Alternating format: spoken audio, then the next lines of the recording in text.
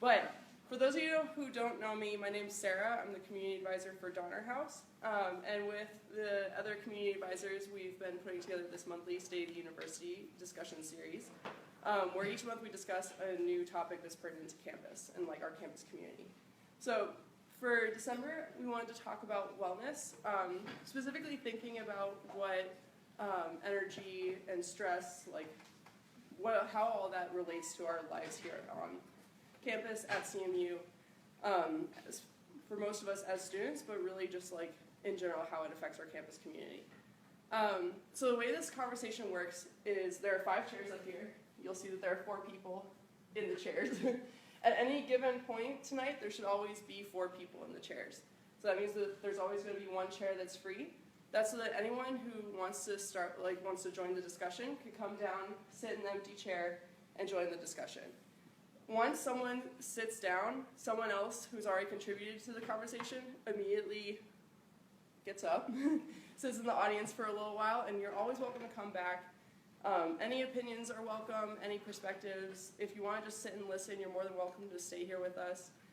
There is pizza, so eat up. And yeah, any questions about the format?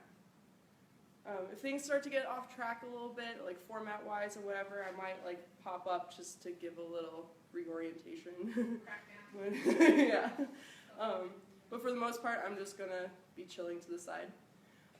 These are the discussion questions that I kind of came up with the other community advisors when thinking about this event.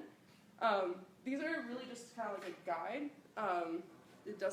Nothing you say has to stick to any of these questions. We can deviate as much as we want. I really want this to be like more of a platform for what you want to discuss when it relates to wellness.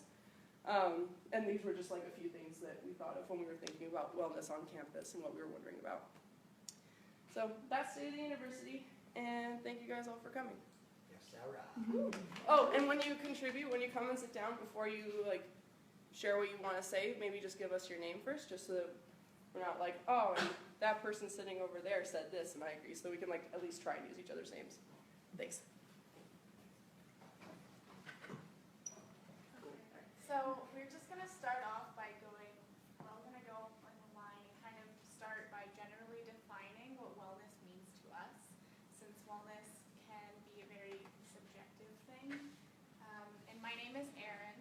So I guess wellness to me, I'm an RA in a wellness community in Wilson-Henderson, so we have like a wellness wheel with all sorts of different types of wellness, like financial wellness, social wellness, and so there's kind of like, you can have like strict subsets that are defined for you, but for me, I think about what wellness is in terms of where I notice I'm not well, and so for me, a big theme in wellness is mental health wellness, so I'll just start there. Hi, my name is Rohan. I guess like the perspective that I bring, so like I've been TAing 15, 112 for like 6 semesters now. So like my wellness perspective is kind of like from the perspective of people that are going through like rigorous academics. And I think, I mean also personally I felt that. I think, interestingly, I feel like, because I've probably seen like hundreds of students throughout the years, I think that like the students that I see that are the most well aren't necessarily like the ones that are doing well in their classes, or the ones that they really know where they want to go in life, or the ones who like have like set out and accomplished their goals. But I think like really the students that are well are the ones that do basic things like they get enough sleep, they exercise like more than like once a month when like accidentally, like when they're running class, like they sleep, they exercise, they like actually eat every meal. Like I think that like those people, like even though like I'll talk to students and like they have like they're doing great in the class, but then they're just really stressed out all the time. And I think there's also like a distinction between like good stress and bad stress. Like we often talk about stress being like this thing to avoid, but I think that like you can't really accomplish anything without stress, and we're all here to accomplish things. So like some levels of stress is healthy, and it like makes us strive to be better. But I think that like it's like the toxic stress that really does us in, and that really only happens when you don't take care of yourself at like a fundamental level. So I feel that like that's kind of like I think that wellness for me kind of starts with just like taking care of your body. My name's Madison, and I kind of agree with what you said about, I think the generalization here is that you're doing well if you're overloading and getting good grades and getting a lot of work done and taking 20 different types of classes. But to me, well is when you're actually doing that, getting sleep and keeping your mind healthy and your body healthy versus like overworking yourself to the point that you're just stressed out, and even if you are getting those good grades, you're not getting sleep or eating right. And to me, that wellness is being like well-rounded of enjoying your life and being happy in all aspects. I'm LaShawn, and I think about wellness a lot, mostly just because I get really stressed really easily. So I think wellness for me is when I feel okay with where I am in like all aspects of my life, whether it's like academics or like my relationships or my family or financially. And it's really easy for me to notice when I'm like not okay in one of those things, but it's not always as easy for me to know what to do about it. So that's kind of where I struggle with wellness a lot, because I talk about it, but I don't really know how to make tangible like changes to make myself feel well all the time, even though it's really easy for me to look at it like unwellness in the face. So I guess I kind of relate a lot with what Rohan and Madison said about how you can have someone at CMU that may seem on the surface that they're doing well because they have like a high GPA. They are accomplishing goals. Like maybe on their resume it looks spectacular, but like in reality the person could be really not well. That makes me think of my own personal experience at CMU. So I'm a junior, and I mean when I was a freshman I was so consumed with trying to prove that I was good enough compared to everyone else that I just like worked so hard to get involved in so many different activities to make sure I had perfect grades. And I mean by the end of my freshman year, by the end of my sophomore year I had like 4.0, but I had lost 15 pounds because of different medications for my depression, like making me forget to eat. Like it was just like, I was so not well, but if you were to look at my resume, you'd think that I was some spectacular, I mean not that I'm not spectacular for being not well, but you would think that I must have all my stuff together, so to speak. But I have actually found that it kind of relates to the question 4 about the balance between taking care of yourself and putting your heart in the work. And I found personally that in order to have that balance, you need to know where your limits are. And I have always thought that my limits would be some sort of red flag to me, like they've become apparent. And I realized, at least for me, and perhaps for you guys and other students as well, that it's not actually very clear when I've crossed a limit and I've taken too much out of myself for my work. Yeah. Yeah, no, I think that's a great point about the 4th question. Like, I think that, like, there's a really big hazy distinction between, like, when it's not clear, like, where's the boundary between, like, too much work and, like, taking care of yourself. I mean, for me, I think also, like, the problem is, or one of the issues that I see is that, like, there's no real wholesale way to, like, tell someone you're doing too much work. Because, like, for me personally, for instance, like, I might be facing, like, 3 deadlines in the next 3 days, but I'll still just like grab lunch with someone because I don't like that doesn't stress me out. But like the person I'm grabbing lunch with is like stressed out for me because they're like, "What are you doing?" So I mean, like it's like I think that like knowing your limits I think is really important, because then it's kind of like you allow yourself to pace well for that, which I think is like the big problem that I see, especially with like incoming like freshmen. It's just like they've never been pushed this hard. They've never had to prioritize between so many things, and then like they're like, I came here and this is a great school and I came here to learn and all these people are so smart. Look at what are these seniors doing? So like I should probably just focus on studying and like not socialize, not eat, not sleep. And I think that maybe might be like. Yeah, I kind of like during my freshman, because I'm a sophomore, my freshman fall I came in with that. I've been taking AP and IB courses. Why not go ahead and take like the really hard extra courses? It'll be easy because I was able to do it in high school. And I had to like stop and reevaluate that college is a lot different, and you have to find what those new limits are. Because you could know what your limits in high school or beforehand. But then once you get here, you have to see the teachers aren't giving you these 500 math problems throughout the year and all these different things, and you have to find what works for you to be able to study and do well without trying to push yourself too much. one thing that I want to, or like maybe pose this question to people and like you can answer too is like, what is like, so I mean like at CMU we're like really high achieving people. Everyone that goes here is like doing awesome things or like going to do awesome things, and all this stuff. But I guess like what is, like when do people think that stress is worth it, or like when do people think that, like where's the line where like for instance, let's say that like a good example is, for instance, let's say that you're trying to get a job, right, at like some company, and then that's like a really stressful process. You have to like go and interview, which puts you behind on your classes, and then you're just constantly thinking about it. Then you get the job. Like, was it worth it, right? Was it worth it to put yourself through that? And like looking back, were you well during that time? Stuff like that. I don't know. It's like interesting. I've actually thought a lot about this topic. Oh, sorry. I'm Annika. I'm a junior.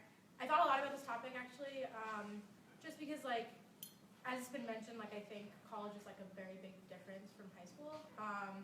And so like, I was like very put together in high school, like kind of like you were, but your sophomore year, and like, I guess coming here was like a big shock, and I like was like, whoa, why is it like this? Like I was like so on top of it in high school. But it's taken me 3 years, or kind of like 2 years, to figure out like what's worked for me and what hasn't.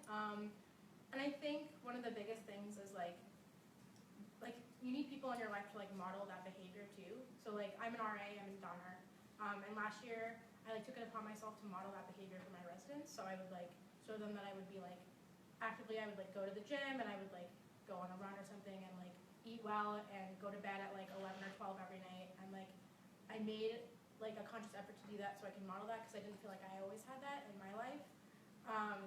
When I am a lot of my classes, people will be like, we have like a lounge for my major, and a lot of people will be like in the lounge until like 3 a.m. and like that's kind of a constant thing every day. And so like if I ever go and study there, there's like this kind of pressure to like go and stay until 3 a.m. with them, which is like super ridiculous. Like if I try to leave at like 11, people are like, oh no, like we still have so much to do.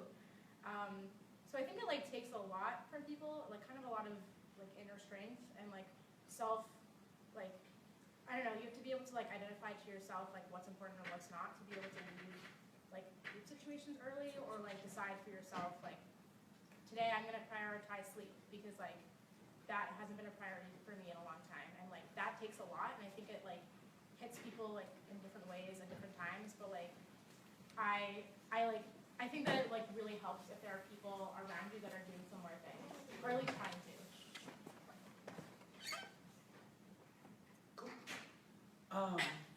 So, my name is Levi. I am currently taking a class called Power and Propaganda. In this class, we had to do a research project. And one of the groups decided to analyze Carnegie Mellon's response to the suicides last year from a top-down level. And so, what they found was that as a whole, Carnegie Mellon was very good at saying, we are here for you, like we want you to succeed. But in the same breath, they would say, make sure you're getting enough sleep, make sure you're exercising and leading a healthy lifestyle.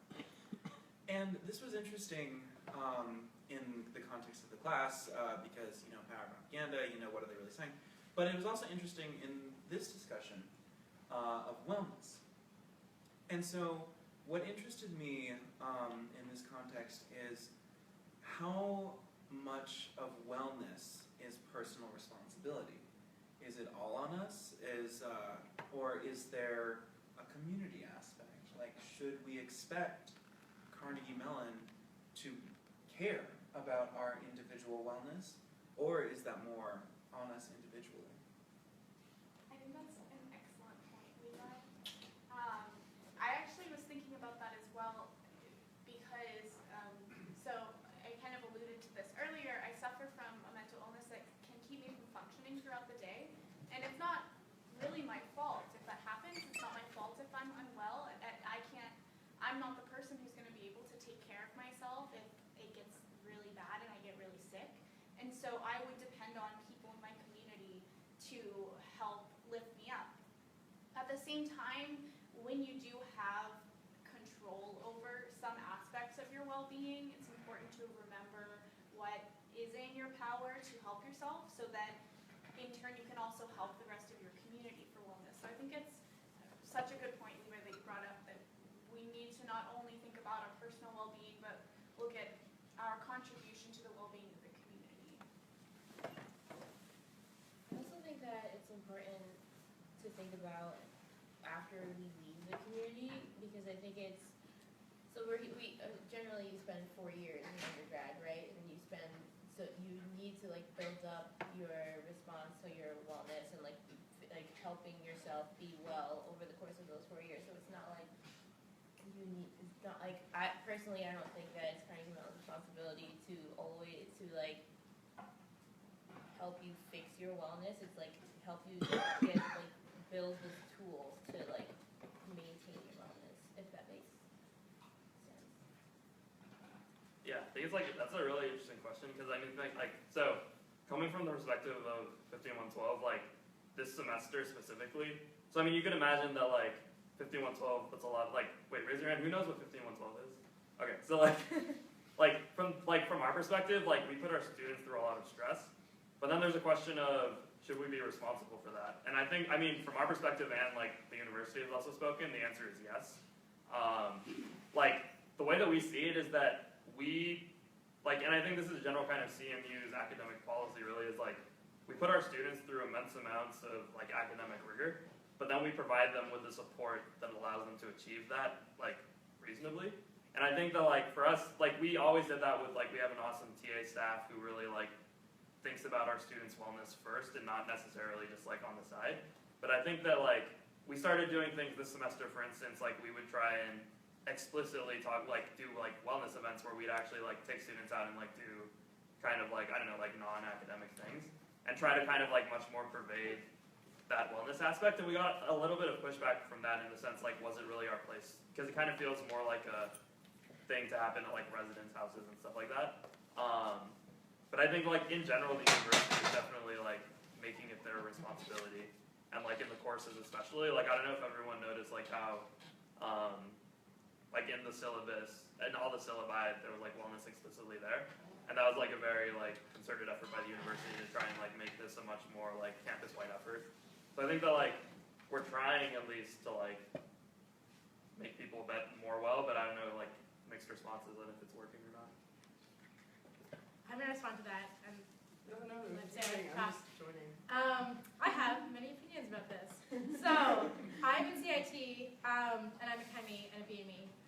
And I kind of like this year as a junior have realized like all the flaws in the chemie system, which is like super sad for me, but also like really enlightening.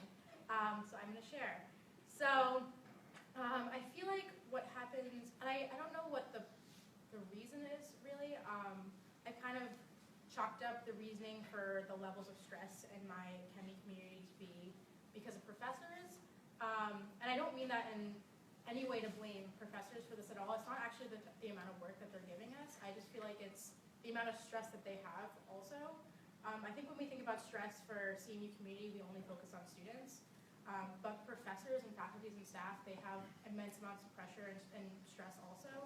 I just know for a lot of my professors, you know, they have to deal with research and grants and things like that. And then they also have to teach on the side and grade and like make sure we're all doing well and hold office hours. Like it's a lot for them. And so when students are falling behind, it's hard for them to catch it because they're dealing with a lot too and they're trying not to fall behind.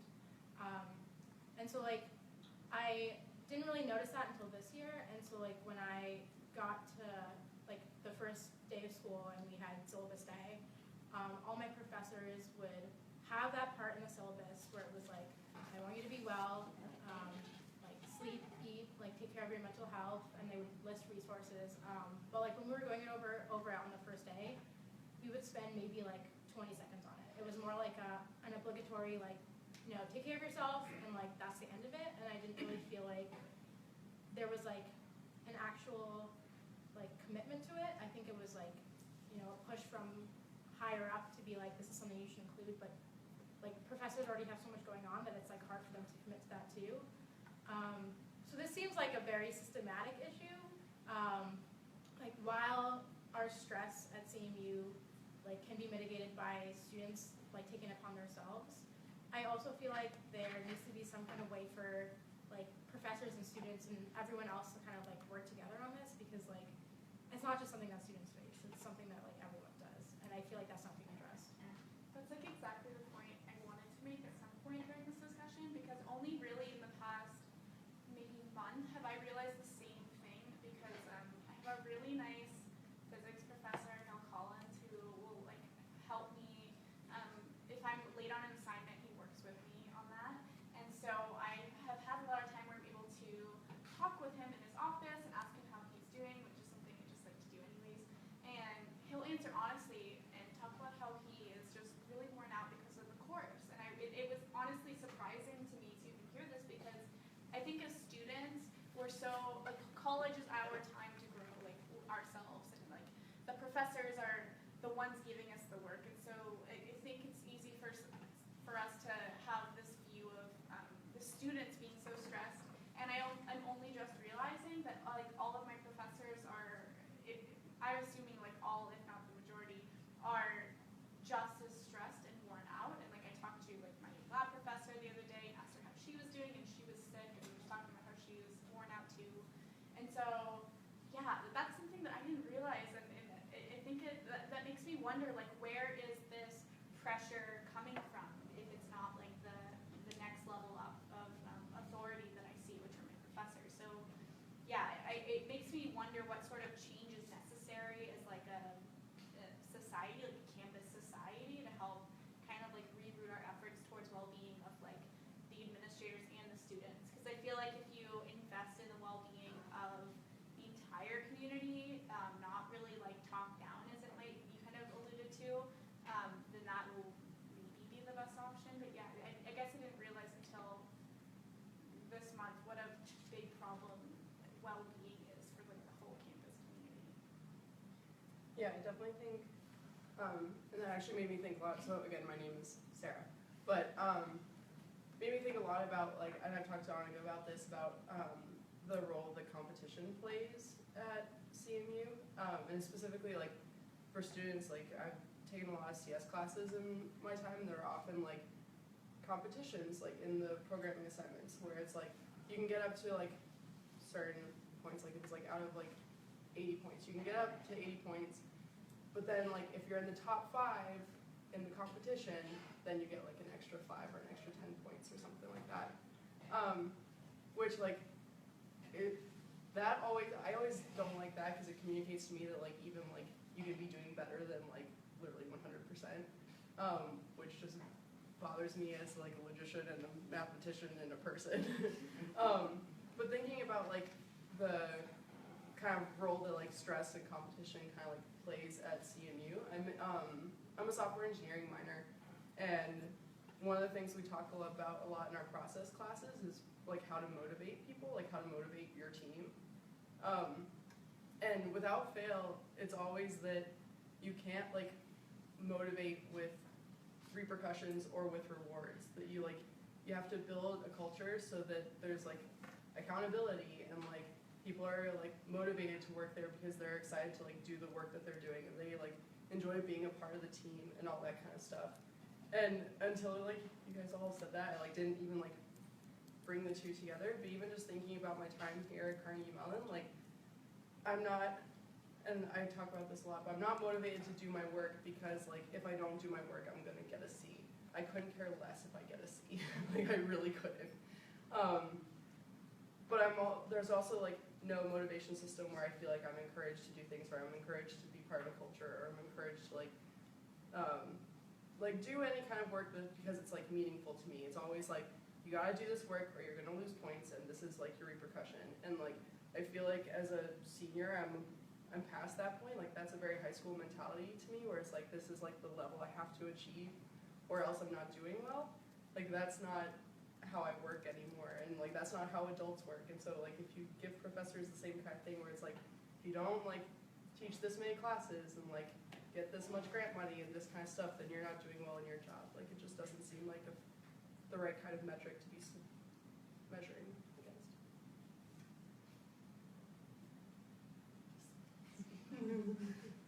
I agree. Thanks. I agree also. Cool.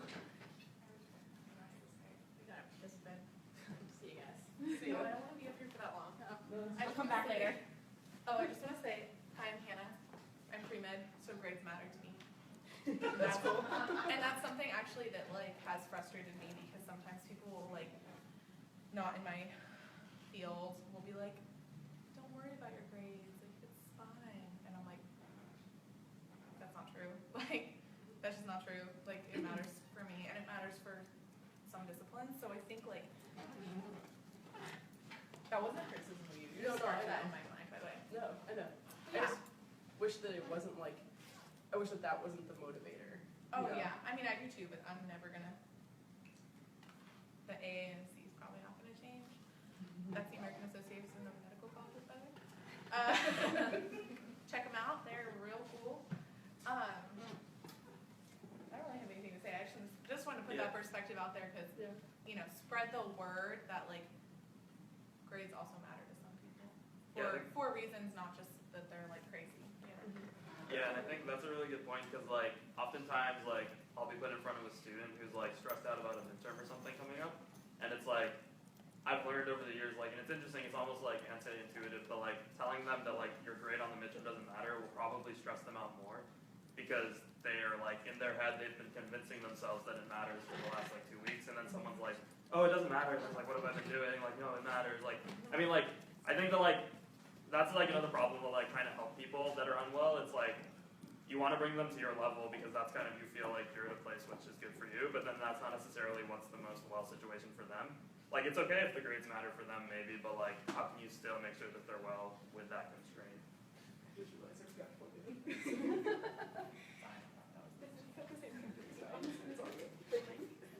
Hey Levi, you want to prompt us? Yeah, sure. I just want like I know you're full of Wisdom? controversy and Oh, that's, okay. that's really where I thrive best, and I just True. want to say something so thought-provoking that Chris Essex comes down and shares. That's the goal.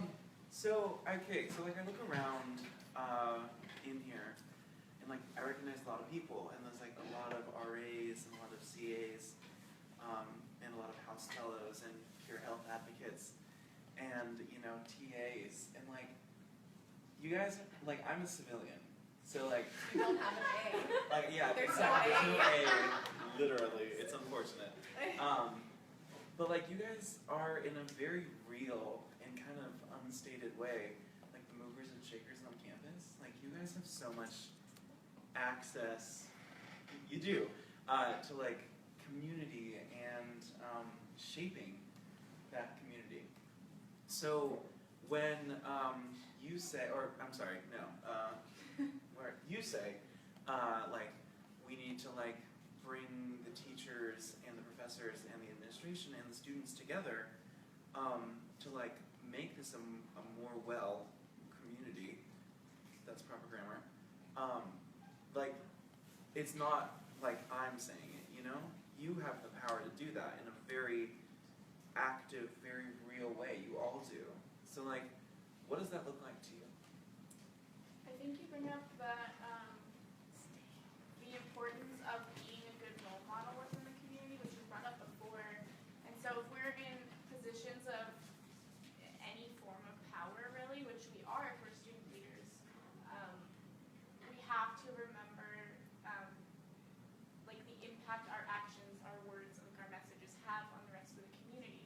I mean, I remember when I was a freshman, my RA, who later became a CA, had such a positive impact on my view of what a good way to go through college is and what Carnegie Mellon is like the best at and what you can appreciate from it. And I like still think of lessons that he taught me as a leader when I was just a small freshman today. And I have to remember that even for my residents, for everyone I interact with, for just really like I think it would start maybe with like one-on-one interactions with whoever it may be, your residents, your professors, your peers, where you make an effort to change the kind of like society of what our wellness state should be as a community.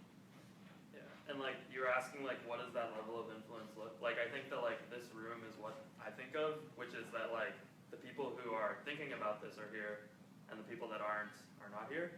But the people that should be here are the people that are not here. And I think that like the solution, that's like always going to be a problem. Like especially with like the people that need it the most are probably incoming freshmen. I mean, like there's other people obviously, but like the people that need it the most aren't gonna think like, oh, I should go to like a talk about wellness, or like, oh, I need to think about this more. Which I think then the modeling really is critical. Like I think that like these type of discussions are important, and like just like having more people of influence thinking about this. Like for instance, like if all the professors at CMU were not thinking about wellness, then that's probably a much worse world than the professors at CMU are at least thinking about it. Because then they can at least have some sort of influence. Maybe they just like subconsciously make a decision here or there. So I think that like the more discussions that we have like this, I think is really what's going to change things. Not necessarily like, or I agree that like going out and like talking to people, every like interaction you have, but that's like going back to the modeling. But the more that we can kind of like make sure that everyone's on board with this and like working towards a common goal at the top, I think is like really important. I like that. You said something though that I don't remember. But I did say something really funny about wellness yesterday, if you want to hear it. Sure. So I was, so I'm a CA, so I have an A, but I also have a C. And I was in an RA. What now? I just really like puns. So I was in an RA's room, and we were working on a project, and one of her residents came in, and her residents had a problem, and she saw that I was a stranger, and she was like hesitant to talk about her problem. And the RA was like, oh, no, this is Hannah, like, you know how I have my shit together? Well, like, I don't. Like, she's the person I look to that has their shit together. And I was like, ha ha ha, it doesn't mean it doesn't stink. And I was like, wow, that was like so profound and like such a good thing to say. So like, everyone, you're welcome. But like, even when you have your shit together, it sucks. Like, it's still stinky. So yeah, just want to throw that out there that like, still poopy. Like you can have it under control, and it's just, I think like if you wanna get away from the poop metaphor, that if you have a problem in your life, you can be handling it and you can have it under control, but it's still gonna suck. It's still bad to have. You still don't like the problem, and like that's important to acknowledge that like the goal is not to not have problems. The goal is to have good problems, or the goal is to have problems under control. I recently read a book that I can't say the name of the title to because it has a swear word in it, and it was recommended to me on Amazon Audible, and I'm just such a sucker, and I bought it. It's called The Subtle Art of Not Giving a Poop. And in the book, it's an interesting book. It's a little cynical, so you have to be like interested in that flavor. It's basically a self-help book about how self-help books are useless, so there's that. But in the book, he talks about how everybody's got problems. Like, he says Warren Buffett has money problems, and the homeless man on the street has money problems. They both have money problems, but you prefer Warren Buffett's money problems. So he was like, when you say everybody has problems, you need to also be acknowledging that like some people have like better problems, and your goal is not to have no problems, because if that's your goal, you're always going to be disappointed because you're never going to be successful at having no problems. He's like, your goal needs to be having better problems, or managing your problems better. And I was like, thanks, man, that's nice. And then I thought of my poop metaphor, and now I'm here. So, be like me. I'm really glad it's like a smaller room than normal. That would have been embarrassing. I'm glad you're filming it. It's fine. So I guess thinking about being like a CA, I'm not gonna go with the metaphor. Yeah, let's talk about our I job loved now. it. Let's just connect those. Yeah. I feel like RA is worse. RA. Because you get an R. Anyway. But, so being a CA and thinking a lot about wellness, I've had a lot of opinions about wellness as well as many other things regarding the CMU community for a long time. And I feel like when I got the CA position, I was like, now they have to listen to me. Like it was like, haha. Like, because of that like position of power, that like position of influence, being a mover and shaker. And I think like a couple weeks into the semester when things still, like I just still felt like I wasn't being listened to, not by anyone's own fault, just because like I felt like I didn't have like a platform or a community where I could like share all my opinions on all these different things. And that's when I turned to one of my best friends, Nathan Willis, who already left. But he's going to come back, don't worry. He has a class. And now I can embarrass him because he's not here. But I went to Nate and I was like, Nate, I'm mad and this is what I want to do and I don't know how to do it and SOS. And this was like just like a conversation over lunch where I was like, this is what I've been thinking about, and like faculty and students need to be able to get together and like staff needs to be able to join in like in like a real setting, and I don't know what to do. And he was like, oh, have you ever thought about a fishbowl discussion? I was like, Nate, what is that? Why are you saying these words? And he described this exact event where it's like you have the 4 chairs and whatever. And he came up with the name, State of the University, and I was like, cool, I'm gonna do that now. Thanks for the idea, bud. And that's how this whole event started. And like, it's, each month is like with different topics and different success and everything. But it's, nothing else has taught me that like you can always turn to your friends for like when you're frustrated, and you can always actually make things happen. Because if it weren't for like the other community advisors and like House Fellows and like Student Life for giving me the resources to be able to do this, then like that would just be one more frustration and one more point where I felt like I couldn't do anything. So you can make it happen. Do you want to reflect on something else? Or? Yeah, so the reason why I came up here is because I was thinking a lot about, oh, sorry. I'm Ashwini, by the way. Yeah, so the reason I came up here was because we were talking about this idea of like grades don't matter, and you, like, someone said like bringing people where you think that they should be, like where you are, but I feel like that's kind of false. Like, not false in the way that like that's wrong, but like false in the way that there's this idea of where you should be. Like, where there's this right place of being content with where you are and what you're doing. I'm honestly not sure that that exists. I think there's always a sense that you can do better, you can put more in.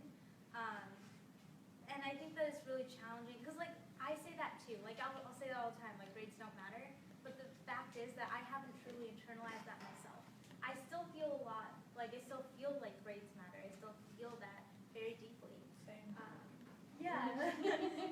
Yeah, and like even for me who like I don't really know if I'm going to grad school, like it's not something super imperative right now, but I still like feel that pressure. So I'm just kind of struggling with this concept, this idea that there is a place that we should be, that we should arrive at. There's like a conclusion to it. Because I don't really think that that's true. Like I think it's an ever-evolving platform. Just want to put that out there. That's the first question. What does it mean to do well at CMU? It's interesting because I'm older. I'm a senior, and so I am at this point where I'm actually like very content with where I am, like where I am academically, like where I am with student life, like with my communities and everything. And I feel like I really am just able to kind of like ride this wave now. Because like I say that like I don't care if I get a C, and like because that like me personally I don't, like it does, having a not reaching like a QPA cutoff does keep me from interviews for jobs. But then but looking at all the steps that I would have had to take to get to that GPA to then get that job interview, like those were sacrifices that I was not willing to make, like to get to that point. And so I think and I posted when I was sharing this event on Facebook, I posted about how like I reevaluate my priorities at this point in every semester, because it's true. And I think this is like one of the first semesters where I'm actually like really happy with how I've prioritized things this semester, where my personal well-being, like my physical health, my mental well-being are like most important to me, and then like my friends and my communities and like my student life role, and like then my like personal education, and then like the jobs and everything that will follow. And I'm like maybe have a job, we'll see. I'm in a final round of interviews, but yes. But it's all working out, and I like really do think that by like living by my priorities, that I actually am like in a place where I'm content, and like it's just with my priorities, like the grade I get on a project doesn't matter to me as much, just because it doesn't with the priorities that I have. I think that if you don't really know your priorities, you run the risk of never being satisfied. Because like I think that especially at a school or really anywhere, like where you're never going to be the smartest person in the room, you're never going to know the most. the best at something. Like you can come close, but you might not be there. And there's always this, especially at like CMU, you always like can visualize that person, like they're either in your class or they're someone you've heard about, or like they're in your life, and they always like seem like the goal. And so like even if you like make something kind of cut off or you're doing well in your classes, I feel like everyone always feels like dissatisfied about it because they always feel like they could be doing better. And I think that a lot of that stems from just like not really knowing like what your own goals are. I think like when you see someone else and you think, they look cool, they seem like they have it together, like that isn't really like personal to you. That's more like, I think that's what I should be doing, rather than like me personally, I feel like these are my goals and like these are what I should strive for. So like, I was like kind of responding to your point a while ago. Yeah. But like, yeah, so that's what I feel like when I think about like when should you like feel like this is like good enough for you, like that's when you like set your own goals. I've done that like a little bit with like school and academics too, of like not really caring if it's not like that I don't care, but I think that I like am satisfied to not do as well in a class as long as I'm sacrificing class for something that's worth sacrificing. So like giving up things like sleep and exercise and eating right is like not something that I ever do, because that doesn't seem like it's worth it to me in the long run. So like, even though I could be doing better in my classes, sure, like I don't really have any regrets about it, and I feel like for me, like this is what I'm supposed to be doing, and I shouldn't really be bothered that other people are doing it differently. I'm Morgan. I'm a staff member, so sometimes I feel a little bit like on the outside looking in, and I just came to CMU a couple months ago, so like I extra feel like I have culture shock most of the time. Welcome, thank you. But like I want to have more of an understanding on like what capacity like staff members can be involved in like supporting actively like wellness initiatives and like wellness goals of students. But I thought your question number 4 is really interesting, because it frames putting your heart in the work as like mutually exclusive to taking care of yourself, and like this whole conversation about grades and like if they matter, if they don't. I'm like curious if anybody actually feels like there's potential to like put your heart in the work and take care of yourself and like get good grades. Like are those things like, do they have to be like exclusive, or like can you do them all at once? And like, I don't know, that does sound like scary, and like I just got out of undergrad, so like I understand that like that's like a lot to take on. But is there something about like messaging them as like different things that also makes it seem like, well, if you're gonna get good grades, like you're gonna have to sacrifice those other things, or like, well, if you're gonna like care about that stuff, then like who cares about your grades? Does that make sense? Yeah. And maybe that question kind of reflects my own opinions about the like putting your heart in the work phrase that we throw around Carnegie Mellon a lot. I really dislike the phrase of putting your heart in the work, and I understand that the idea behind it is just that you're working really hard at something, that you're like really giving your all your effort into your work. But it's used so many times, especially on like social media, or when people are complaining about like, oh, like I'm in this class, I got 2 hours of sleep, I like got a C on this project, but haha, I'm putting my heart in the work. And it just makes me sad, because I really don't think that we should be like sacrificing our physical well-being for the work that we're doing. And I don't think that that's like the point of being a student ever.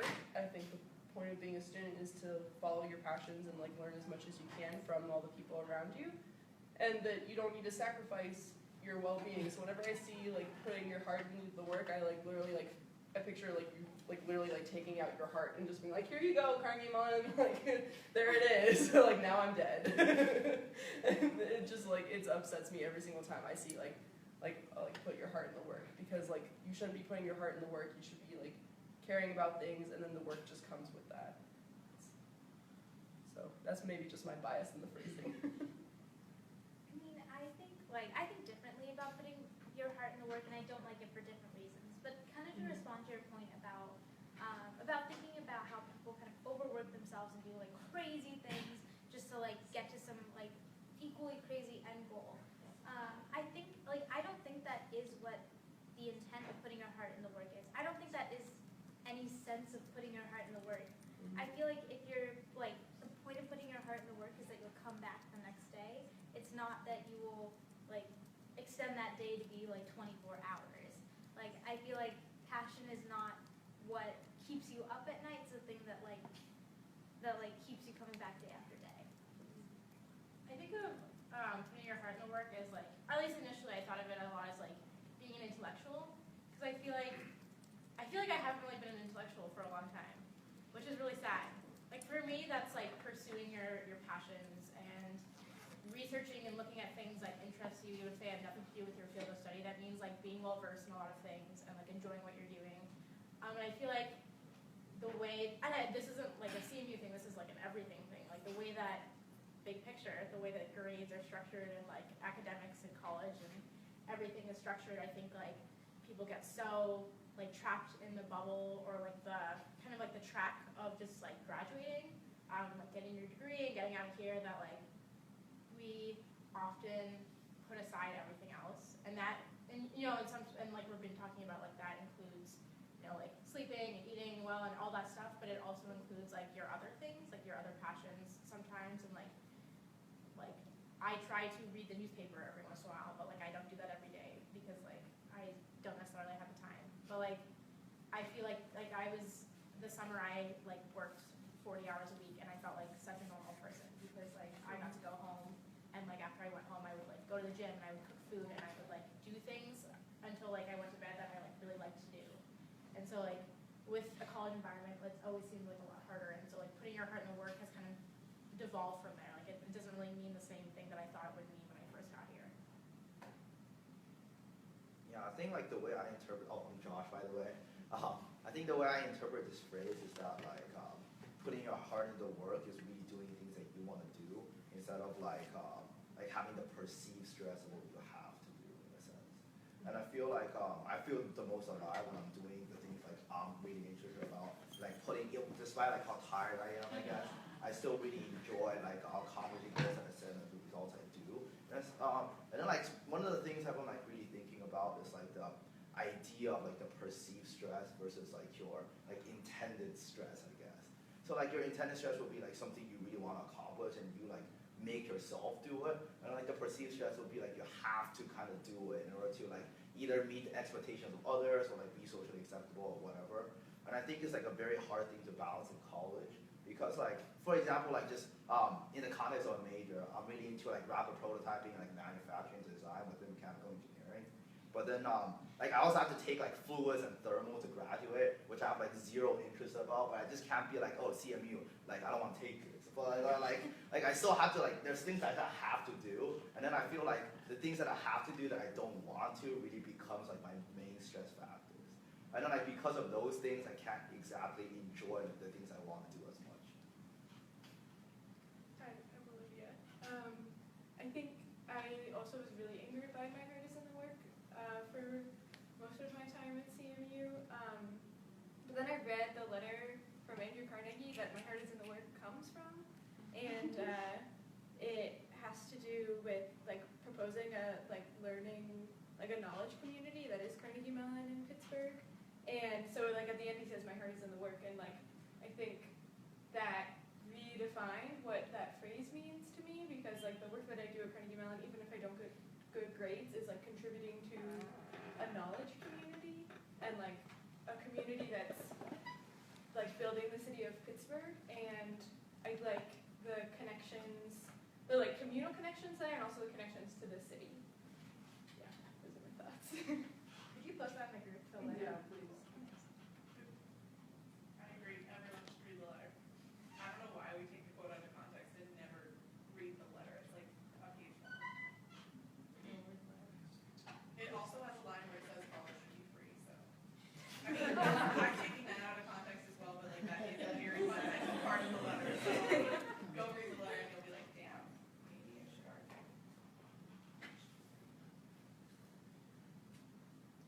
I also have thoughts about thinking about, like Annika, you mentioned like the one person that you look at to like think about like who you want to be. And my sophomore year, I was living with two roommates who just like got really good grades, but they led really balanced lives. They went to bed really early and they exercised, and I was like an angsty mess. And I guess this is my junior year, not my sophomore year. And so in some ways, like, living with them was really good for me. It meant that, like, I went to bed at 10:30 every night, and I was, like, inspired by their work ethic to work harder and bring my grades up. But at the same time, like, living with people who weren't as angsty as I was, like, took a toll on my mental health. So I think that, like, the thoughts that I have about that is that you have to imagine people complexly and not as, like, people that you want to be, but, like, as people who are complete beings outside of yourself.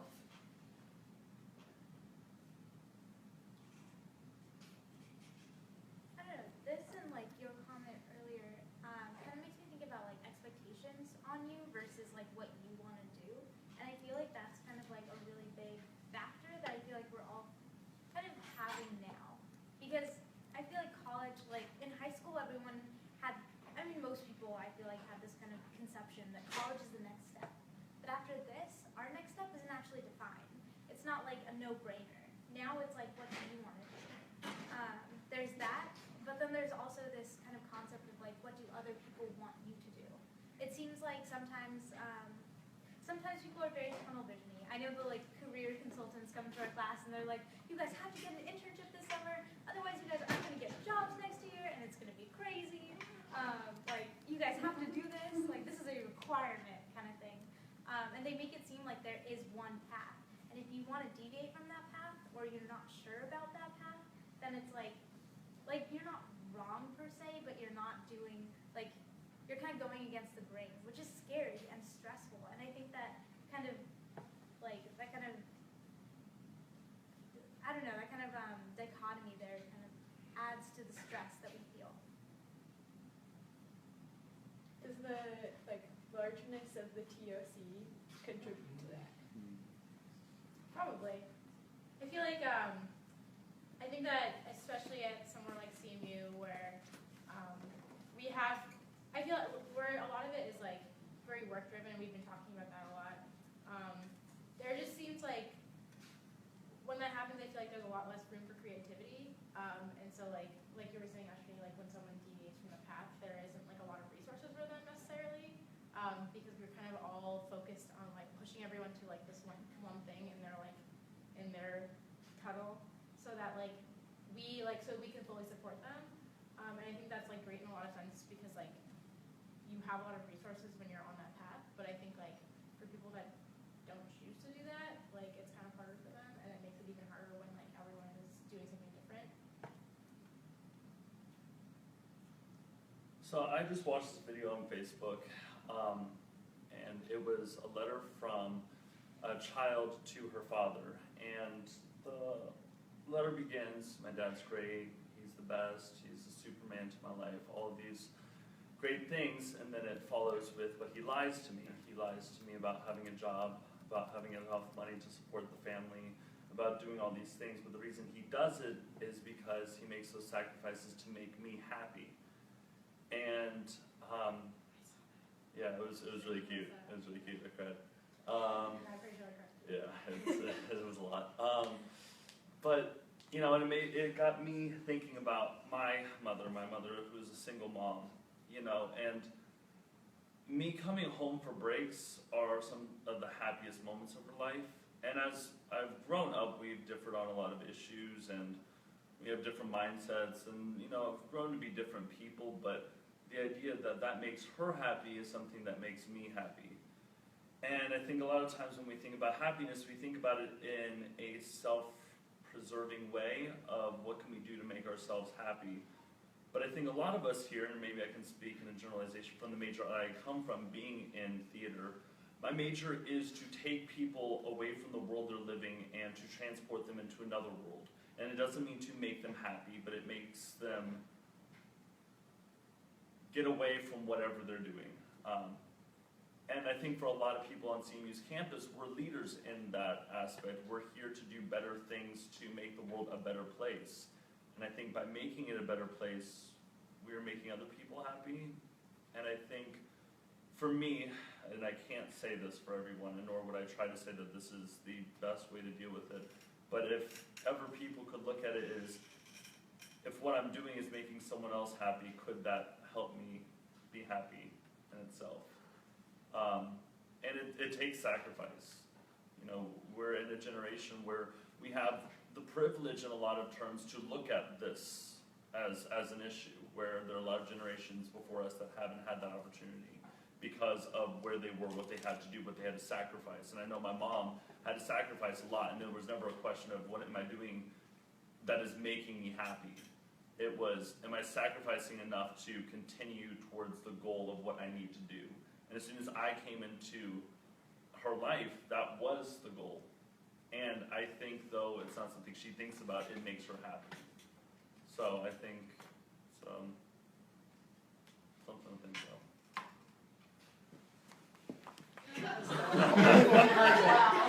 Whoa, I know it's I'm Nathan. I was thinking a lot about what you're saying in terms of like, the way I see it's like this, the pressure, like carrying other people's expectations. For me, expectations plays a lot into like wellness and stress. As an African American, especially like at a pretty top university, there's always this pressure of like representing your race and this idea of like, I am, like when I go back home, my family's like, looks at me as like someone who's like making it. And that adds a lot of pressure. It's really hard when like my dad will say things and he doesn't mean for it to be pressureful. It's like, be a credit to your race. And this idea that like I solely, Nathan Willis, am like elevating the African American community is like ridiculous, but then you look at representation, like there's some merit to it. And I think that added stress is like, it's really hard, but I definitely know there are times where like, I'm working harder because I think about the sacrifices my parents have made. I think for me, at least in terms of like wellness and at what point are you balancing it, it's about, are you still taking care of yourself while you're doing those things? Like, it would be ridiculous for me to constantly carry the weight of my race or even my family on my shoulders. So I think there are definitely times I have to like separate from that. I feel like I have to do things that will make me individually happy. And sometimes it's like long-term happiness, sometimes it's moment-to-moment happiness. I think they're very different, but when you're talking about like expectations of others, I think that's a lot. I think I don't know, because I can't say because I've never been to another university, but I was having a conversation about how the idea of gen eds on this campus isn't, as popular as it is on other campuses. And I think that ties into a lot of people come into the school and they say, I know what I'm going to do. I know exactly what I'm going to do. I'm going to be this. And when we introduce ourselves, what normally comes after our name is I am this, or I am this year, then followed by I am this. And so it's the idea of you have it figured out. And I had to figure out early into my life was that if I'm doing something and it doesn't make me happy anymore, why am I doing it? And I think from there it was the idea, and you can't always do this, but if you can find a piece of it that is, I will continue to do one thing that makes me happy, and as soon as that thing doesn't make me happy anymore, I'm not going to follow that thing. I think that is what people should strive for. And outside of the academic process, because not always can you say, like you were saying, this one class doesn't make me happy, but because of it's in the overall spectrum and you have to do it, there's that. But it's the focus of, I'm still under something that makes me happy. Well. Or even like the idea of like finding happiness in one thing, like I'm all about, similar to you, like if it won't make me happy, like what's the point of doing it? And like sometimes it's a matter of like what is the meaning in this one thing that I'm doing if I dislike it, or how can I find some happiness in it? And like you're talking about gen eds, and it's so easy like to be in a gen ed and be like, I hate this class, like I'm here because I had to take it. Even not just gen eds, like core classes too, let's be real. But I think, at least for me, if I can say like, all right, there's this one person in this class who I can like talk to, the professor has this one habit that like I can make fun of. Okay, that sounded bad. But like that one thing that like you can pull out of you and extract some happiness, I think like, at least for me, that gets me through a lot. Cause like, yeah, no, I'm not going to enjoy everything I do. As I'm enjoying it's important. So, I'm really happy that you brought up the point you did. Because something that I've been thinking about a lot recently is how CMU is divided along lines of school and major, and how that affects our community. for those of you who don't know me, I came in as a voice major. I'm no longer a voice major. But for 2 years, I felt very keenly the divide between myself and other students. I'd be in an Uber, and they'd be like, so, you know, they'd make conversation, and they'd be like, where do you go to school? I'd be like, oh, I go to CMU. And they'd be like, oh, you must be smart. And my immediate reaction every time was just like, no, just talented. Which is like, I didn't put the same worth on it as I did intelligence. So like, right from the beginning, I valued my major less than I valued like CS or engineering. And so, I don't know, like, I'm curious, do you guys feel this way? Like, you're in the arts, you're not in the arts. Like, I have no idea what you just said. Decision science. Dietrich, yeah. Yes. Like, it's a good place to be. But, like, do you guys feel that divide between major lines? I think it's sort of this like thing where you have like, one, you have comparative success, also you have like comparative like stress. So like I'm in Dietrich, like I said, and a lot of people are like, oh, you're in Dietrich, it must be so chill, right? And I'm like, not really, like it's a different kind of work, but it's still work. But I also think about the fact that like sometimes you'll make fun of me for it, but then I also have friends who are like, man, I wish I was in Dietrich right now. And I'm like, lol, wish I was ECE, I'd probably have a job, and like that would be cool. And like I think no matter what, it's like a grass is greener on the other side effect, where like no matter where you are, you're always going to think about like, what if I was somewhere else? No, you're so good. You're so good. I love Dietrich. Just being with me. You can go though. Hi, I'm Matt. I'm actually like a STEM major, but I have similar feelings on the school's seemingly unhealthy obsession with like ECE, CS, and that's about it.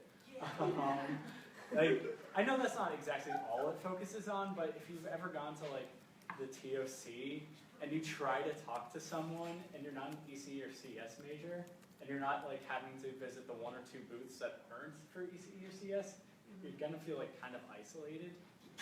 And whenever like I'm looking for job options or whatever, it's hard for me to say like, oh, like I'm not ECE or CS, so like I don't necessarily like immediately qualify for this job, and almost like not even being in that field, even though I know I have a lot of options in my field, which like I'm an applied physics major, like it's not exactly the worst situation to be in.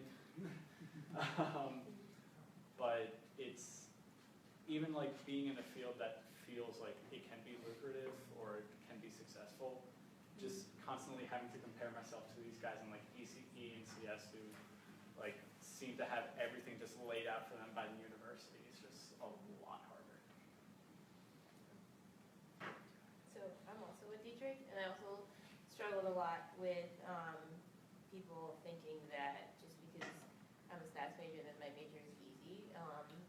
And I've like come to learn that that's like not a reason for me to be stressed, but it's really hard to like avoid the stress of watching your friends, like especially now that I'm a senior, like watching all your friends like get jobs and you don't have one yet, and you don't know what you're doing with your life. And as Ashmi said, like your future is not as clear cut as it used to be. Like it would be like you go to school and you take these classes and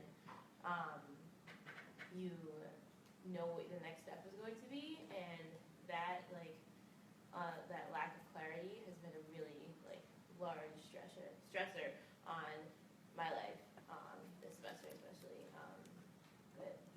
And I'm not really 100% sure how to deal with it, but it's kind of like it's me needing to validate everything that I've done just within myself, and not think that just because everyone else is doing or seemingly doing well and having their life together and having everything in place doesn't mean that I won't eventually, and it doesn't mean that I can't. It doesn't mean that it's bad for me to feel like that. So I'm also in Dietrich. Hey. But I'm getting a Bachelor's of Science in Logic and Computations, which first of all, no one knows what that even means at this school, which bothers me so much because it is a major here. And I think everyone should know all of the things that the school has to offer academically. But it means that I'm looking at a CS major's classes versus my classes, like the first 2 years are basically exactly the same. And then like I take logic core classes, whereas like they take a couple like CS theory classes. And logic is in the philosophy department, so it's in Dietrich, so my major's in Dietrich.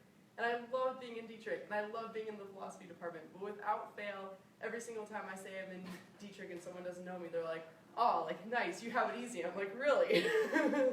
Talk to me about my logic classes and my data analysis internships and how I'm trying to get a job right now. And it bothers me every single time because I think it goes back to how there's such a focus on competition here that makes this campus feel like it doesn't focus on wellness anymore. Like, we're so focused on competing with each other and competing with other universities and competing for jobs and internships that I think we like lose sight of like what's actually important to us and why we do what we do and like looking for that happiness like Chris was saying earlier. And I don't know why. I know that like it's hard because definitely some schools and like some majors get more resources than others. Like as a logic and computations major, like I don't have a lounge I can go to. Like I don't have access to gate 6 at night. Gate 6. Like I have access to nothing. My ID card just gets me into the basic academic buildings. That's not true, you're a CA. That's true. Thank you, student life. You got storage closet. I got storage closet for days. I can go do homework in a storage closet. But so I think it's hard because I think we end up competing for resources and competing for jobs. And I don't know why this competition starts so early that like even orientation week we start competing about like, who's going to be taking harder classes, which just feels unnecessary to me. Those are my feelings. Yeah, so I've actually never encountered that competitiveness that like you seemingly bring up. Like you get the constant like, oh, I have harder class than you do, or I get less sleep than you do. Those stupid competitions that honestly mean nothing. But I mean, like for me, and I think it's just lucky because of my department, but they've like really like even those have like died down a bit. And if anything, I felt like most of the community I'm with is very supportive of like a lot of the stuff that we have to go through because we realize most of what we're doing is very difficult and without each other it's pretty much like not doable. Like and physics, we're lucky enough to have a lounge, so we'll get together, we'll help each other with homework, like explain concepts that we might not understand or like just talk about things in general. And it's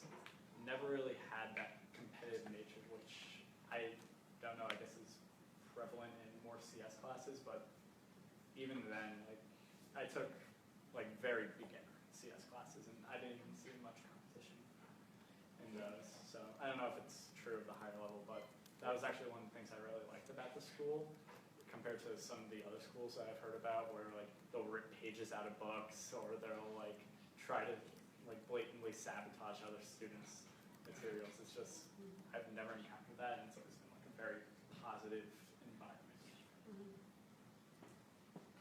I just wanted to jump on this real quick and then I'll leave this chair.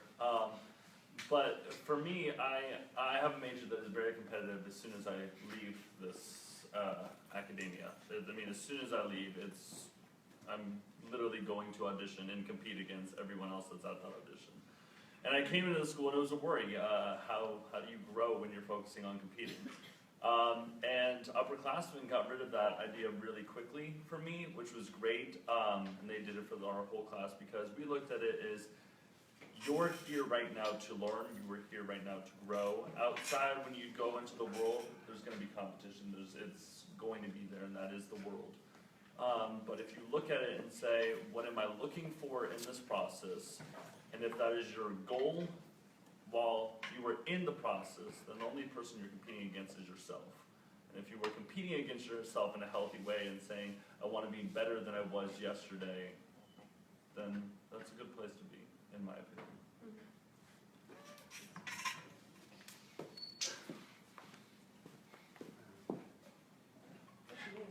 I'm Nick. I really appreciate you sharing that, Chris.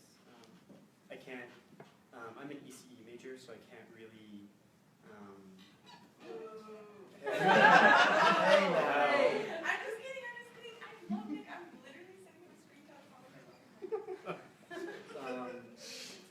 I was just thinking about the competition that I've seen, and for me, it's been not people trying to do better than other people. It's been people trying to fit in and like overcome their own imposter syndrome and like just feel like they're good enough to be at the school in the first place. And so, I don't know, when you were talking, Sarah, when you were talking about unhealthy competition at the school, I wasn't thinking about people trying to get over on each other. I was thinking about myself and my friends just trying to feel like we're good enough to be here in the first place and still struggling with that. Which I think is pretty tied to the topic of wellness. So I'm sure that's something you guys want to talk about. Yeah, I think, so I brought up the example earlier of like in the CS classes, like I'm literally in a CS class now where there's like a competition board for almost every homework. And it's literally like the top 10 people get extra credit on the homework or something like that. Which is like difficult enough to see every time because every single time I'm like, nope, and I don't do the competition because I barely have time even to just do the homework. But when I was talking to Mandy about all my feelings about this, because I have a lot of feelings, I basically summarized it as I think like the underlying competition here, it like ties into that. It's that, especially with like the more difficult classes where like the average on an exam will be like 40 out of 100, and then that gets curved up. It always feels like students are competing to fail the least, if that makes sense. Because there are so many classes where the average is failing. Like, it is literally like on any regulatory United States school scale, like a 40 out of 100 is failing, and that's the average of the class. And so you're not trying to be like, oh, I'm gonna try and get an 80 out of 100. You're like, oh, I'm gonna try and fail less than half the people in this class, like so that I can get a B in this class, because eventually it'll be curved. But then every single time you still get that exam back, we've talked a lot about this, and you get like a 30 out of 120 or whatever awful grade it is, and you're like, do I really belong here? Because this is the kind of like crap grade that I'm getting on this exam, and like I studied for weeks for this exam, and I've done all the homeworks, and I don't know what else to do. I've been going to tutoring. But literally the class average is a 40, and so how are you supposed to elevate yourself and like make yourself feel better when you get 40s on all your exams, but then you end up getting a B in the class, and you're like, okay, I guess I'm continuing on to the next one. Oh man, okay. So what I was gonna say, no, I'm already talking. What I was gonna say originally was like a lot. It was very similar to Chris's point of competing against yourself, because I think that's something that's like we talk about a lot in and like running is interesting because you're constantly competing against yourself. You're always trying to make yourself better. And I was talking to someone about like at what point do you say I am here and like I'm satisfied. Like yeah, I want to be better overall, but like I'm satisfied where I am. I think about that in terms of like I'm constantly trying to better myself as a person, and I always know like this came after the election, so I was like trying to support a lot of people. And I was trying to figure out at what point do I say I've supported enough people, I need to take care of myself. And I think with competition, whether it's internal or external, that's really where it comes in. And it's like at what point do I say, whether it's like I got an 89 on this test, I need to get 2 more points for a 91, or I got a 40, it's going to curve to a B, but I need to get a 45, so it's an A. At what point do we say, and let's say like I got a 40 and it's not going to get curved up, you know? At what point do we say, even in the midst of failure or success, like, this is where I am, and rather than always trying to like better, it feels stupid for me to say this because bettering ourselves is like, it's what I live by to a large extent, but at what point do I say, I'm here, I'm satisfied, and like, I don't know, I think that's a part of bonus that's important, but because of society's competitive nature, we'll never talk about it. But I think it's valuable. So I want to respond kind of to what Sarah was saying. And we've talked about this before. In all my classes, as like someone who's in CIT, and I'm sure it's like the same for a lot of people, but that's been my experience, is that like the averages usually fall between like a 16 to 70, and that's what our professor deems as like appropriate. And then they will curve depending on what they feel like for them. Sometimes they don't, sometimes they do. It kind of just depends on how they feel that day, I've realized. I think that adds a lot of stress to students because they don't really know what they stand until literally when you get your grade and you're like, okay, this is what my grade is. But I do feel like my experiences with competition with that have been a little bit different. I have felt like the kind of like we're all in this together type of feeling because like we're all kind of failing and nobody really knows what they're gonna do or how they're gonna do. And so like that idea of like, let's help each other out so we don't get a 40% is like pretty real in my experience. But I do have an issue with the whole system of it because one of my, like I feel like one of the biggest things about what I thought college would be like this, what was it in the letter called? Like the, what is it called? Community, intelligence community or whatever. That's not right. Academic community, knowledge community. Yeah, knowledge community, that's a great word. That's the word that I said. Yeah, oh, okay, cool. I think it's great. Well, like I thought it was gonna be like, well, and it is, it definitely is. But I think that like my idea of it is a lot different because like, I sometimes worry because I think that I've retained possibly 30 to 40% of my degree. Like when I go out into the real world, how much am I gonna know? Who knows? We'll find out. But like, yeah, it's frightening. And I think that a lot of my lower confidence can be attributed to the fact that I would say that my averages on my core engineering classes have been probably like 60 to 70s. But I've gotten B's and A's in a lot of these classes because they've been curved up. And while that looks like great sometimes on like my GPA, that doesn't mean that I know what I'm talking about or even really know my major, which is quite frightening. So I think like that's kind of the biggest issue that I take up with the way that academics are done here, at least in my experience, because like I might not know what I'm doing, but I can bullshit my way enough to like get a B. I feel that. I just wanted to redeem myself for doing ECE. I don't feel that way about ECE. I think it's a wonderful field, though not for me. I was going to say something else, but I think you can leave it. That prompts me in just such a special way that cannot be avoided. Cool. Okay, so like, we've got like 20 minutes left. Ooh, it's going to be a good one. A final question. It was obviously not a final question, but because this isn't my event and I'm not running it. But I do have a question for you guys and for everyone. A strength and a flaw of college is that every year we lose a set of people, and every year we gain a set of people. And every 4 years, every 4 to 5 years, a completely different college than what we did 5 years ago. So, you know, when a new freshman class comes in, that's like a new chance. And that's kind of what's beautiful about it. It happens every year. There's always more freshmen. And they're like, always more freshmen. And we're like fresh minds, fresh opportunities. And once again, it's a fresh opportunity for campus leaders, such as yourselves, to go and lead. So I know a lot of you are graduating. But to those who aren't graduating, like yourself, you have a new opportunity next year to shape minds in a very powerful way. I'm sure you're all familiar with community collage. I think that's one of the best things that happens at this school. People get up from all walks of life and they just talk about their experience. And it's so beautiful. So I guess my question to you, people who aren't graduating, I'll get to you, is how are you going to shape those minds differently next year? And to those of you who are graduating, how are you going to prepare those of us who aren't to shape those minds? Oh, bye. Do I have an answer for you? Do you have an answer for me? Oh yeah, my whole job is to think about this question constantly. All right, then go for it. I'll go after you.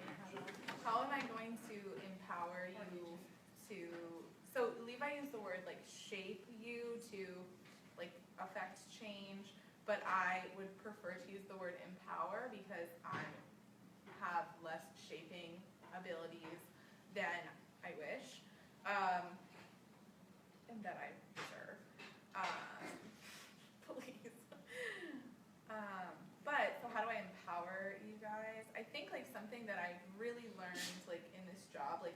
I knew before, but I'm really learning this year, is like to be vulnerable. I don't like that I just used those two words, but to tell people when you're struggling, I think I have found to be really helpful, to be really authentic, and to just say like, hey, I'm having a really hard week, and like that's why I'm being impatient with you, or that's why I'm like cranky. And I think like that in leadership is really helpful, and something to, I think looking back at when we were RAs, 2 freshmen, Levi and I used to be freshman RAs, and to be, yeah, wild.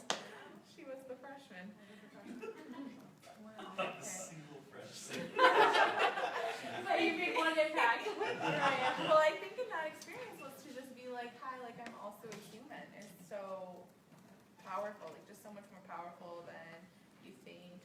And also I think to my mentors, when they show me that they're human, I think sometimes I brought this up at CA training or maybe RA training, and I don't know how well it was heard, but I know the House Fellows are listening via the internet, so I'm going to say it again. But what was so interesting about RA training was it was hot and we were outside, and so a lot of people were wearing short sleeve shirts, and you noticed that people had tattoos, right? Like all these House Fellows had tattoos. And that's something that is pretty intimate and personal, and something I didn't know. And I'm not saying like, dear House Fellows, share every intimate detail about your life with me, please. I'm saying I think it kind of brought to my attention like all of the things I didn't know about these House Fellows, people who I had communicated with so much, or who knew so much about me, right? And so I think it was one of those places where I was like, wow, like maybe that's a place for some of my mentors to like expand in that relationship. So I think like, yeah, be vulnerable, be authentic, share your tattoo stories, you know, whatever that is. I think there's a huge difference between saying like, yeah, I've struggled too, and being like, yeah, you know, here's one specific instance where I struggled. Like that's a more powerful statement. So don't be afraid to share those like actual specific details in whatever the capacity you feel is appropriate. Yeah, I agree. As someone who's not leaving, I feel like I thought about that question a lot, and like Levi brought up like every 4 to 5 years there's kind of like a new group of people, so theoretically you could change a whole batch of people within 4 years. And I feel like while that's like a lovely picture, it's not that realistic, because like freshmen are so like they grasp the community and the culture so quickly. Like within, I've been a freshman RA for 2 years, and I feel like I've witnessed it like 3 times in a row, including my own experience. And within the first month, I would say like they've got it down pat, and they're just one of us, which is kind of crazy, because like even if you, as you know, community leaders and the movers and shakers, decide that you want to like focus on the first year community and change them so they can change the next group of people, and they can change the next group of people, it's like it's not always that realistic. And I've always like kind of wondered like how, as someone who's like not graduating yet, and like is someone like so intimate with the first year community, like how can I be that person that like provides like resources and there's a role model for people to like model behavior. And like last year I really tried to do that. Like I was all on top of my shit, not actually, but like I like was like, hey guys, hey floor, I'm going to bed, it's 11 o'clock, like I had a great dinner, like I'm like I journaled today, like it's great.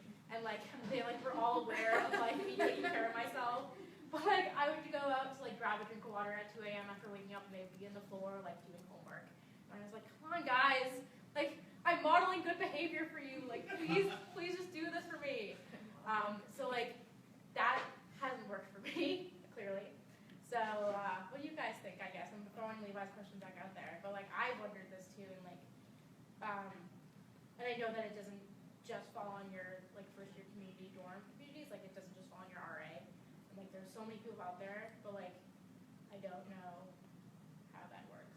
Don't think just because they're in the hallway though that you modeling good behavior has no effect, because one day that resident's going to come up to you and say, Anna, you just do have your shit together, and when you were my RA, you just always had your shit together. And you're going to be like, oh my gosh, you noticed. Like you noticed the little facade I was putting on for you. You know what I mean? So they do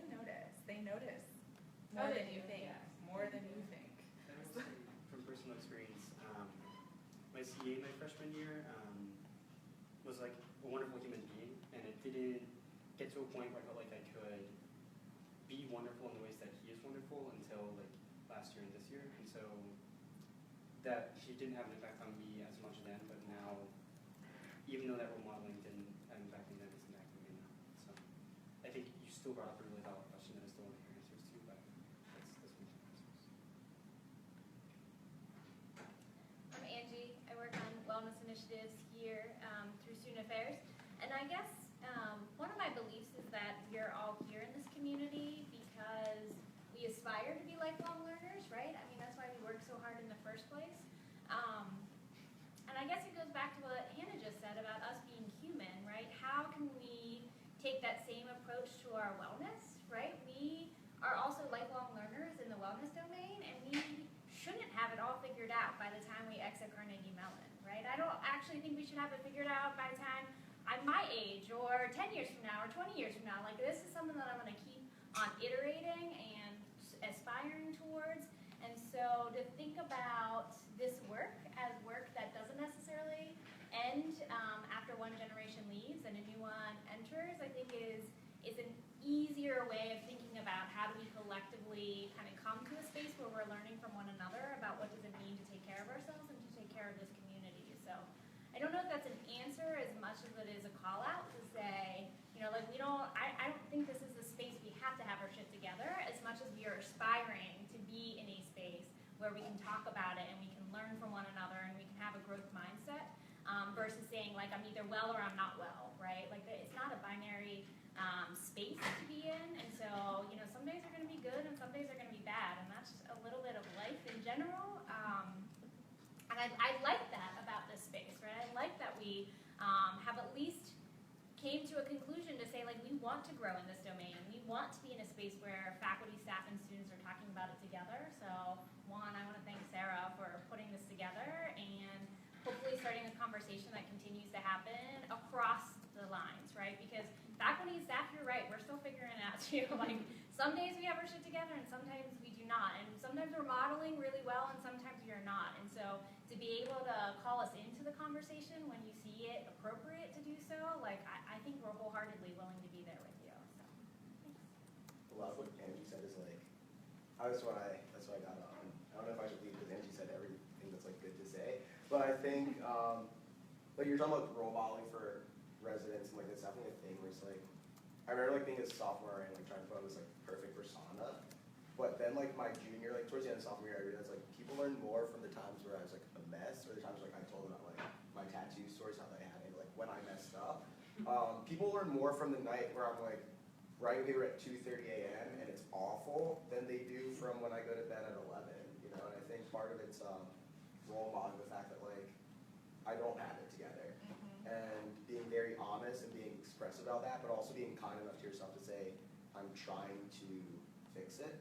I think in terms of role modeling, the best thing is like, we talk about being kind to each other, but I think being kind to yourself and allowing for when those failures happen, like, owning them, but also like trying to work past them. So I think role modeling is like, not just about role modeling successes, but also role modeling failures. It sucks, but that's what people learn from it. Yeah, not that okay, I'm going to give a small anecdote, and I don't think it's a failure, so I just want to put that out there. But, so, Angie Lusk is like the pinnacle of wellness to me in so many ways, right, as she is to many people. And I always look at Angie as, wow, like she just probably eats superfoods all day long. And I just want to put my son. That's what I'm thinking right now. I'm like, oh my God, I just saw her. So I mean, no, but what I was going to say is then I was sitting up here and I saw Angie Lusk drink diet soda and I just thought, like, I'm going to be okay. You know what I mean? Like it was, and I think like, so that is just like a very small, like you don't have to be like completely falling apart to have it be a teachable moment. Like you can just be like, hey, I also drink diet soda and that's helpful. Or like, hey, like sometimes I swear in front of my son and that's helpful. So TLDR, be authentic in what you do. Too long, don't read for anyone that doesn't know what that means. Yeah, it means too long, don't read. Thank you. That's one of my superstar RAs that I hope to impart wisdom on. But like, we'll see how it goes. I did encourage him to come down here and speak. So for my house fellow who's watching and is upset that I swore in this video, I also was encouraged. that note, I'm going to wrap things up. Thank you all for coming. The next State of the University will be in January, and we'll be releasing a whole calendar of events for what the State of the University topics are going to be for next semester. Thank you to everyone who's watching this video, and if you want to find out more about State of the University, just like the Facebook page, State of the University. It's CMU State of the Univ is like the little tagline. And you can feel free to post or message that page about any questions you might have or contact me directly. So thank you guys.